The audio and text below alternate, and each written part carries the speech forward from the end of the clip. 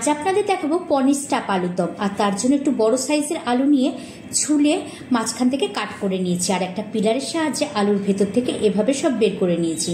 আর তারপরে আলুগুলোকে একটু নুন দিয়ে গরম জলে ভাপ দিয়ে নিয়েছি, আর তারপরে তেলের মধ্যে আলুগুলোকে লাল লাল ভেজে এবার কিছুটা পনির গ্রেট করে তার মধ্যে দিয়ে দিয়েছি শুকনো লঙ্কার গুঁড়ো, কাজু বাদাম গুঁড়ো, কাঁচা লঙ্কা কুচি, নুন, গরম মশলার গুঁড়ো, ধনে, জিরে, মৌরি, শুকনো লঙ্কা একসাথে ভেজে গুঁড়ো করে একটা ভাজা মশলা তার মধ্যে দিয়ে দিয়েছি।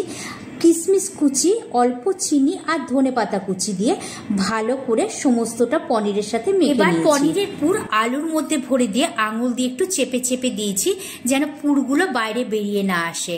আর সবগুলো আমি এভাবেই তৈরি করে নিয়েছি। আর সর্ষের তেল গরম করে তার মধ্যে দিয়ে দিয়েছি 2 চামচ আদা পেস্ট, আর তার মধ্যে দিয়ে দিয়েছি টমেটো পেস্ট, লঙ্কার গুঁড়ো, কাশ্মীরি লঙ্কার গুঁড়ো, জিরের গুঁড়ো, চিনি, হলুদ, পরিমাণ মতো নুন, সবকিছু দিয়ে ভালো করে কষিয়ে নিয়েছি। তারপর একটা চাটনি বানানোর জন্য নিয়ে নিয়েছি টমেটো সস, সোয়া সস আর রেড চিলি সস দিয়ে একটা চাটনি বানিয়ে সেটা কড়াইয়ে ঢেলে দিয়েছি।